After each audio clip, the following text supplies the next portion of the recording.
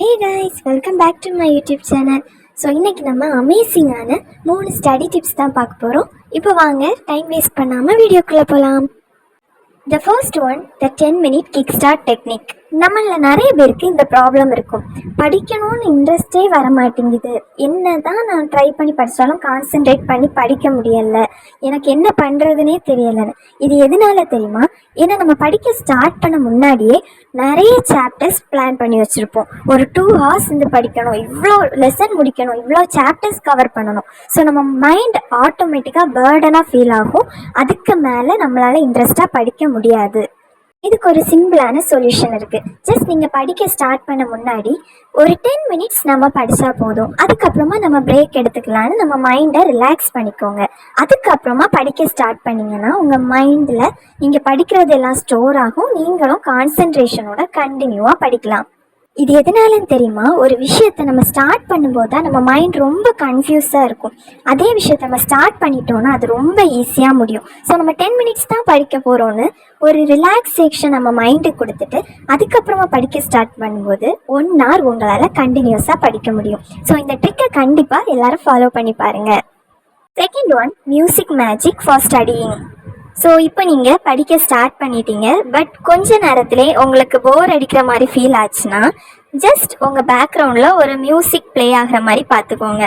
Just ஒரு சிம்பிளான ஒரு மியூசிக். இதனால உங்கள் பிரெயின் வந்து ஃபுல் ஆக்டிவாக இருக்கும். இது எப்படி ஒர்க் ஆகுதுன்னு தெரியுமா? உங்கள் பிரெயின் வந்து நார்மலாக ஒரு பவர்ஃபுல் மிஷின் மாதிரி ஒர்க் பண்ணும். ஸோ சில நேரம் சில சவுண்ட்ஸ் கேட்கும்போது அதுக்கு ஒரு எனர்ஜி லெவல் பூஸ்ட் ஆன மாதிரி இருக்கும். ஸோ உங்களை எந்த ஒரு விஷயத்துலையும் டிஸ்ட்ராக்ட் ஆகாமல் கான்சன்ட்ரேஷன் லெவலை இன்க்ரீஸ் பண்ணி ஸ்டடி செக்ஷன் போர் அடிக்காமல் கொண்டு போகும். ஸோ இந்த ட்ரிக்கையும் மறக்காமல் ஃபாலோ பண்ணி பாருங்கள்.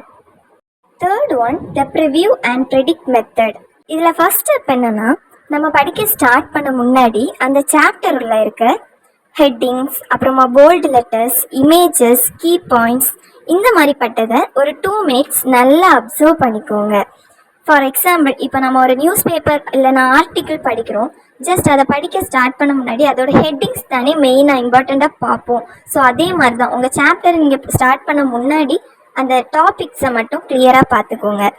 ஸ்டெப் 2 என்னென்னா, இந்த சாப்டரில் என்ன எக்ஸ்ப்ளனேஷன் இருக்கும், எந்த கான்செப்டை முக்கியமாக சொல்லியிருக்காங்கன்னு ஒரு கெஸ் பண்ணி பாருங்கள்.